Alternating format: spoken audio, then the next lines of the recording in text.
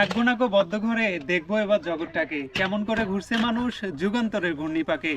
সেই ঘূর্ণিপাকের ভিতরে পড়ে আছে আমাদের এই চান মিয়া চাচা।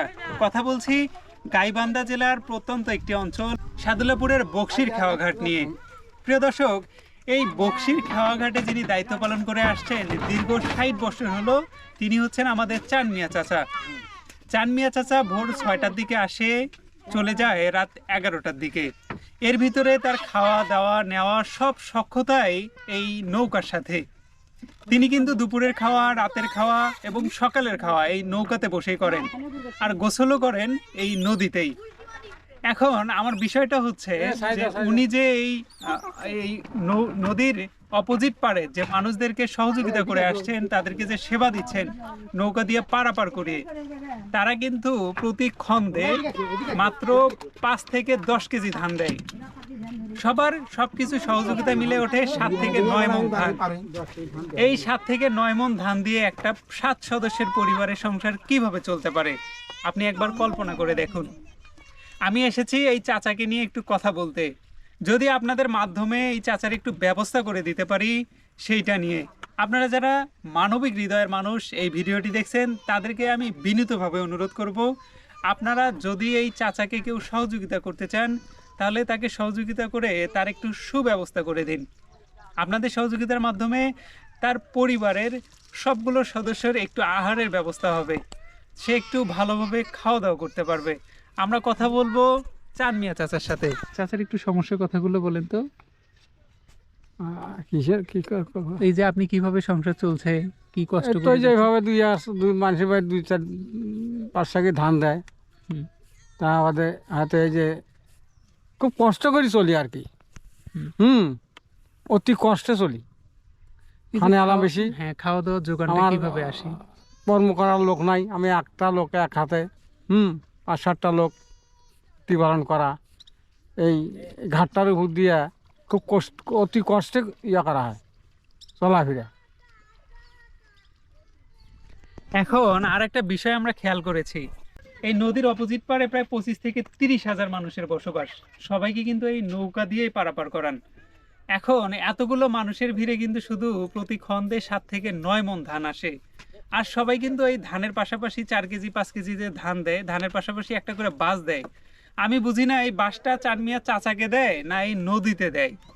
এই বাঁশগুলো যে দেয় নৌকা পারাপারের জন্য অথবা তাদের সুবিধার্থে বাঁশগুলো দিয়ে থাকে, তারা মনে করে যে চান মিয়া চাচাকে বাঁশগুলো দিচ্ছে।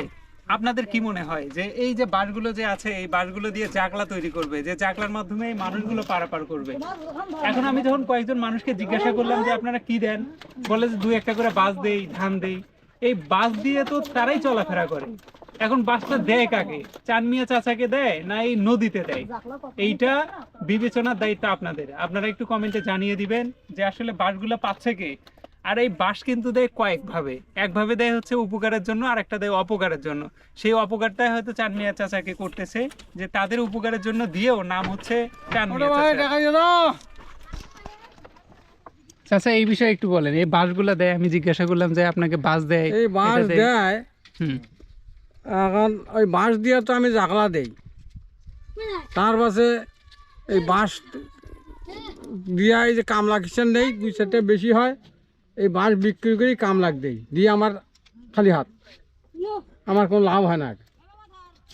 এখন সমস্যাটা হচ্ছে এই যে বাঁশগুলো দিচ্ছে, এই বাঁশগুলো এখানে দেওয়ার পরে এই জাকলা তৈরি করতে, এই যে পারাপারের জন্য রাস্তাটা তৈরি করতে, যে কালভার্ট, বাঁশের যে কালভার্টটা, এটাতে কিন্তু অনেক পরিশ্রম হয়। সে পরিশ্রমও কিন্তু তিনি ফ্রিতেই দিচ্ছেন। তার অনেক সমস্যা থাকতে পারে, ফ্যামিলিতে ৭ জন সদস্য, তাদের আহারের ব্যবস্থা করতে হয়। এখন নৌকাতে তো সারাদিনে ওইভাবে আসলে টাকা আসে না। আমি এখানে আজকে আছি প্রায় ৩ থেকে ৪ ঘন্টা হলো। এই ৩-৪ ঘন্টায় কি ৫০ টাকা হয়েছে চাচা? না, এখনো ৫০ টাকা হয়নি। একটু আগে ওই যে ভ্যানালা গেল ২০ টাকা বলে গেল, ২০ টাকা দিবে, এখনো কিন্তু টাকাটা পায় নাই।